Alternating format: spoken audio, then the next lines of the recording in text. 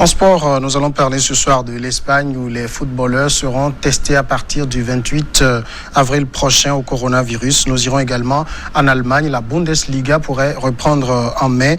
Et puis, nous parlerons de ces places européennes au mérite si la saison de football s'arrête. On évoque ces sujets tout de suite avec Michel Tapa, notre consultant sportif. Bonsoir Michel Tapa. Bonsoir Samuel, bonsoir à tous.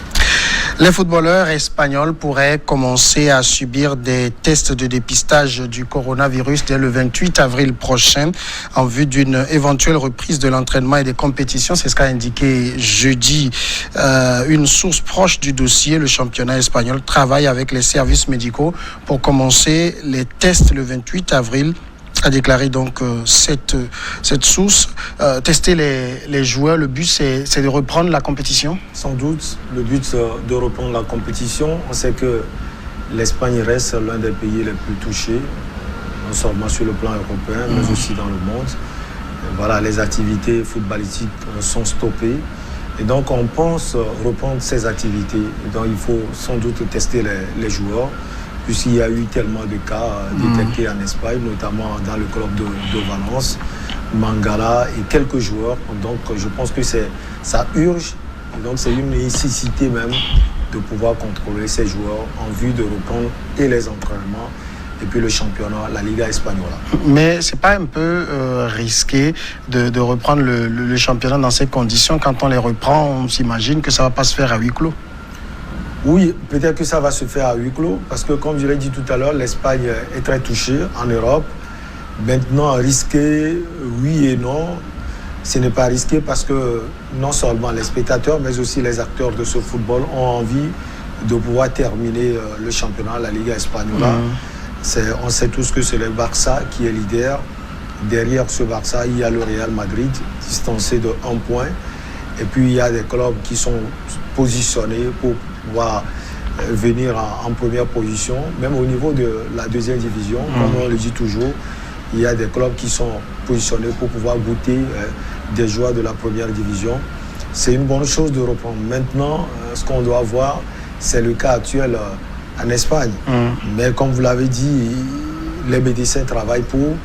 Il y a Rafael Ramos qui est le représentant, bien le directeur des médecins de clubs et d'équipes là-bas en Espagne, qui est partout, qui appelle non seulement le Real Madrid, mais aussi Valence, l'Atlético Madrid, bref, tous les clubs, pour pouvoir voir dans quelle mesure travailler, non seulement voir l'état des joueurs, mais aussi au niveau des spectateurs qui viendront suivre le match.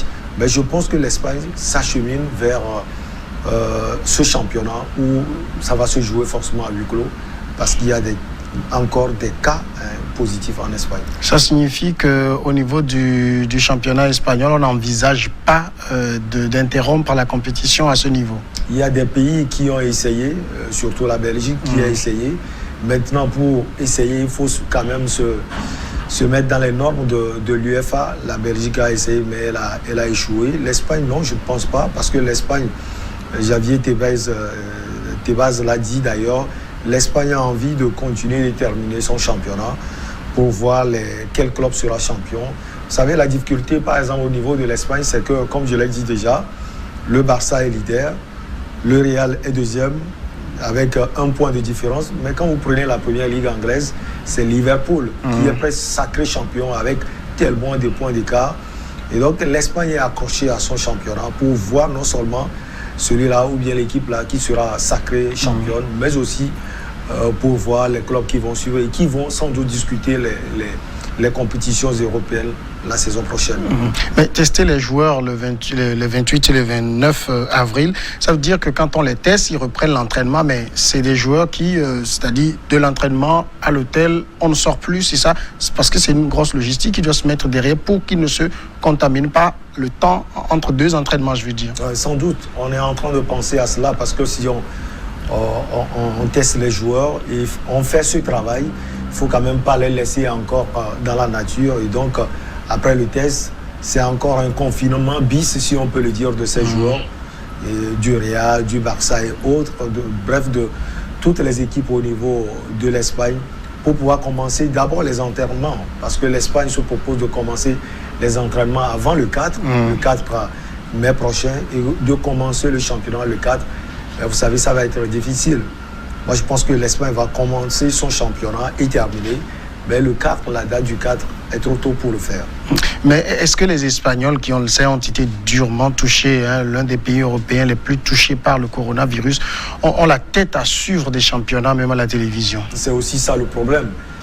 L'Espagne est très touchée. Est-ce que la question qu'on doit se poser, est-ce que le pays sportif et surtout footballistique espagnol aujourd'hui a la tête tournée vers ce championnat? C'est sûr qu'il y a des familles qui ont été endeuillées et qui adorent le football, qui aiment suivre le championnat espagnol. Ça va être un peu plus difficile, mais il faut quand même rappeler que c'est ce match, on le dit toujours, qui a été la porte ouverte du coronavirus en Espagne. C'est le match entre Valence et Malaga en Ligue, je dis Malaga, ce club espagnol qui a joué la Ligue européenne des champions. Je vais venir tout à l'heure parce que l'Espagne, le nord de l'Espagne, est déjà terriblement touché. Et donc, l'Atalanta Bergame elle-même touchée parce que le club réside dans le nord de l'Italie. Et donc, l'Espagne n'a pas pris les précautions pour la réception de ce club lors du match retour en Ligue européenne des champions. Les spécialistes disent que ça a été la porte ouverte pour Covid-19 en Espagne. Et donc, pour revenir à votre question, ça va être difficile pour le public sportif espagnol de pouvoir suivre, surtout avec intérêt, le reste du championnat. Mais aujourd'hui, je pense que l'essentiel, c'est de terminer ce championnat, de voir les équipes qui vont disputer l'Europe la saison prochaine, les équipes qui vont descendre en division inférieure, puisque c'est non seulement la première division espagnole, mais aussi la deuxième. Je ne suis pas sûr des autres divisions, la troisième et la quatrième peut-être, parce que ça demande aussi des moyens en ce temps de Covid-19. Les joueurs eux-mêmes, est-ce qu'ils se sont prononcés? Est-ce que c'est une solution à laquelle ils adhèrent? Vous savez, le dirigeant dont je parle tout à l'heure, Rafael Ramos, est en contact non seulement avec les clubs, mais aussi surtout les capitaines des clubs. Vous savez, en Espagne, les capitaines des clubs aussi ont quand même les derniers mots, ou bien le dernier mot à dire. On va parler peut-être de Ramos au niveau du Real Madrid, Messi au niveau du FC Barcelone. Non seulement les dirigeants de ces clubs vont pouvoir parler, mais aussi ces joueurs professionnels dont je viens de citer et les capitaines d'autres formations vont aussi parler. Pour le moment, on n'a pas de réaction officielle de la part de ces joueurs. Second sujet, c'est l'Allemagne. L'Allemagne où la Bundesliga envisage également de reprendre en mai. La Bundesliga donc pourrait être la première des ligues européennes de football de haut niveau à reprendre le championnat après un arrêt du football suite donc à la propagation du virus. Une date aurait par ailleurs été avancée. Le championnat allemand pourrait reprendre le 9 mai. La date a été proposée par des responsables de la Bundesliga ainsi que par le Premier ministre bavarois Markus Söder et Armin Laschet. C'est un peu comme la même situation en Espagne qu'on vient d'évoquer. Sauf que, vous savez, l'Espagne n'est pas aussi durement touchée que... je dis l'Allemagne n'est aussi durement touchée que l'Espagne. L'Allemagne, ça fait de cela quelques semaines, 2 précisément, que l'Allemagne est en train de penser reprendre son championnat. Et je pense que l'aval a été apprécié, si on peut le dire, par certains clubs, notamment le Bayern de Munich, qui domine d'ailleurs le championnat allemand. Il y a aussi le Borussia Dortmund, il y a Leipzig. Vous savez, quand vous prenez ces clubs, ce sont les clubs qui jouent les premiers rôles en championnat et qui sont devant. Et donc, voilà, ils veulent que le championnat reprenne. En tout cas, il faut dire que le président de la Ligue allemande de football, Christian Sven, s'est prononcé.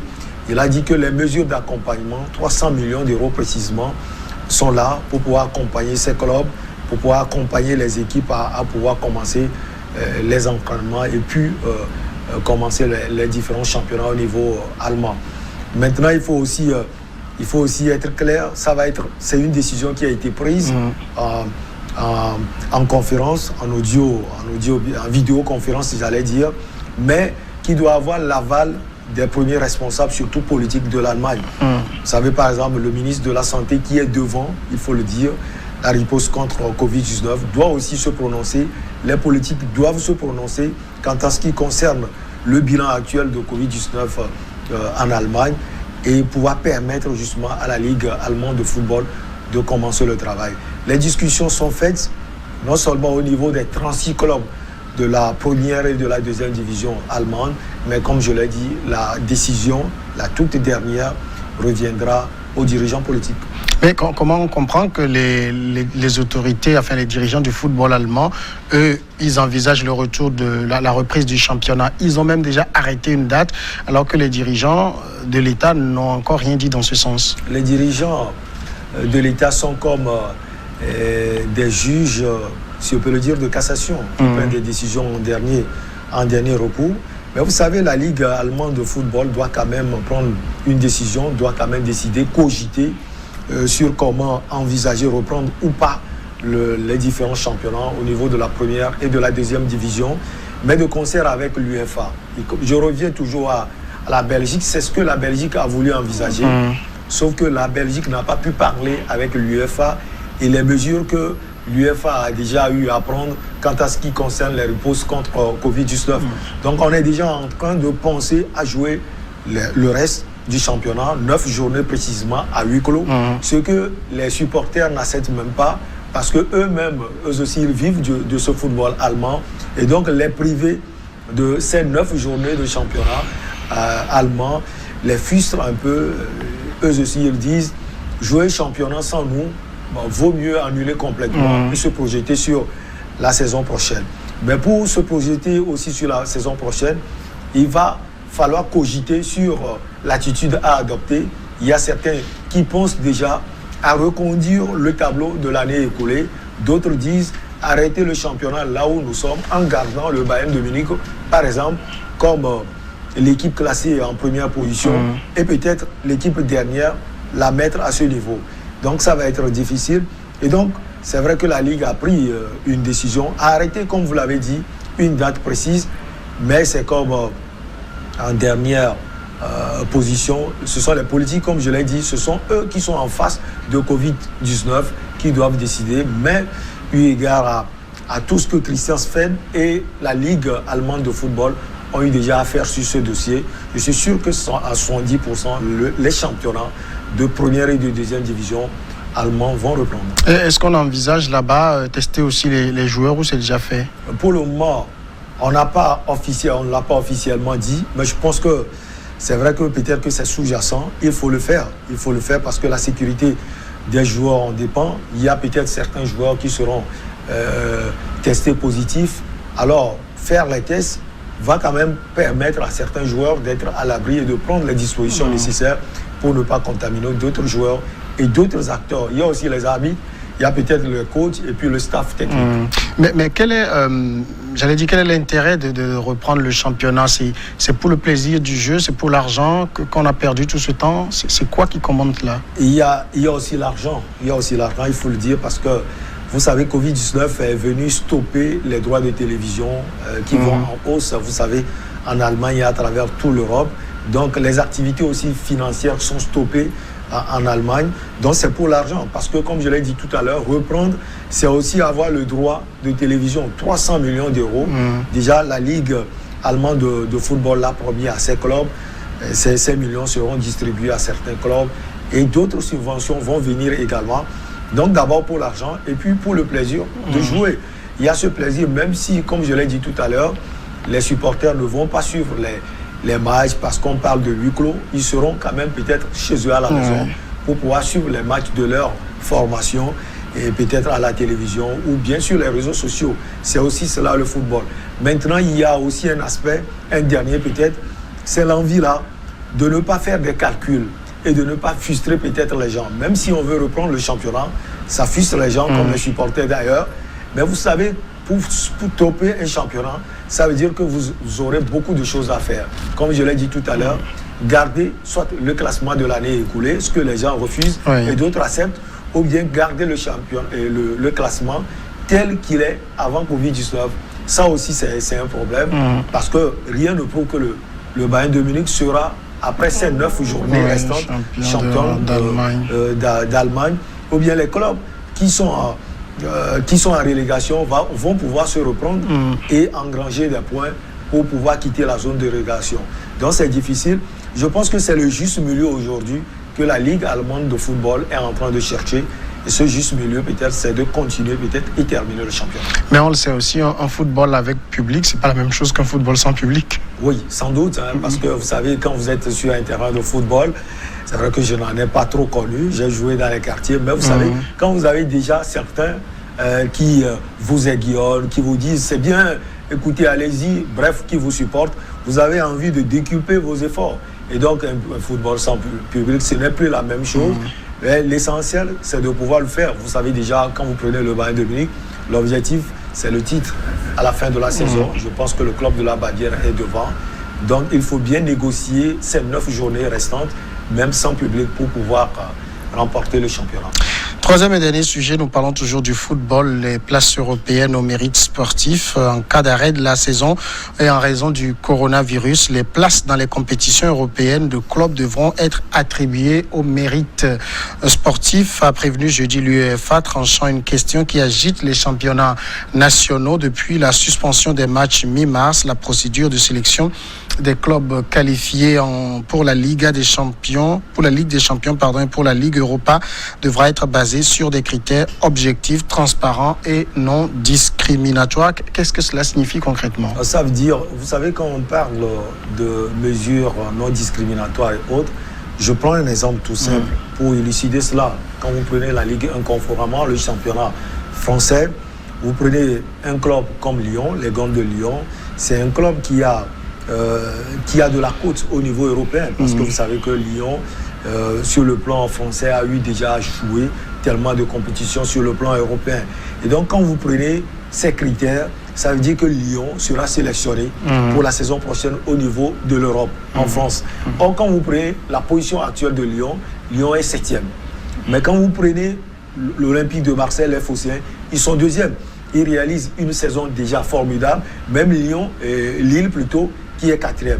Et donc, si on prend ces critères, Lyon, qui n'a pas fait une saison, une grande saison cette année, va pouvoir jouer les premiers rôles sur le plan européen. Et donc, ça va frustrer forcément l'Olympique de Marseille, qui s'est véritablement donné, Lille et d'autres formations qui ont beaucoup fait cette saison. Et donc, c'est ce que d'ailleurs, quand vous prenez Jean-Michel Aulas, le président de Lyon, lui, il propose véritablement que le championnat français soit stoppé et qu'on se projette sur l'avenir. Ça veut dire qu'on va parler sans doute des indices au niveau de l'UEFA et son club, Lyon, va pouvoir en bénéficier.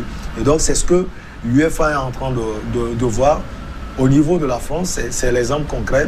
Ça veut dire, je l'ai dit tout à l'heure, lorsque vous arrêtez le championnat, il y a certains pays qui sont en train de penser à ce classement actuel. Quand vous prenez le classement actuel, ça avantage certains, ça n'avantage pas certains. Quand vous prenez les indices au niveau de l'UEFA, j'ai pris l'exemple de la France, Lyon sera qualifié d'office pour la Ligue européenne des champions pour jouer les premiers rôles sur le plan européen la saison prochaine. Et donc ça ne va pas forcément en faveur d'autres formations qui ont eu déjà à faire beaucoup de choses cette saison. Et la proposition de l'UEFA, c'est concrètement de faire quoi? La proposition de l'UEFA est en train d'étudier véritablement la reprise de ces championnats. D'ailleurs, l'UEFA a fait des propositions. Les championnats vont reprendre, mais en août et septembre, ainsi que la Ligue européenne des champions. Ça veut dire que l'UEFA est optimiste quant à la suite des événements, pouvoir éradiquer, peut-être que ça ne va pas être aussi définitif, Covid-19, et reprendre les championnats. Maintenant, on avait déjà parlé de juillet, mais quand vous voyez le cours des choses, on se dit que jusqu'à juillet, on ne sera pas prêt. Et donc, l'UEFA, quant à elle, est en train de penser en août, septembre, pour les différentes compétitions au niveau européen, c'est-à-dire la Ligue européenne des champions et la Ligue Europa. Ça veut dire, côté UEFA également, on n'est pas dans le registre de l'arrêt de la compétition? On n'est pas trop dans ce registre. Et l'illustration, c'est que quand la Belgique avait dit qu'elle allait arrêter le championnat et a pris acte, l'UEFA n'a pas accepté. Et l'UEFA a menacé la Ligue belge de football de sanctions l'année à venir et surtout les clubs qui seront engagés pour l'Europe l'année à venir. Quand vous voyez déjà le discours des responsables de l'UEFA, vous sentez véritablement que l'UEFA entend reprendre non seulement les compétitions au niveau européen, mais veut donner aussi la chance à ces pays qui sont gravement touchés par le coronavirus de pouvoir lutter contre cette pandémie et de reprendre les championnats. Michel Tapa, merci. C'est moi qui vous remercie. Nous passons maintenant à la pause et juste derrière, c'est Regards croisés.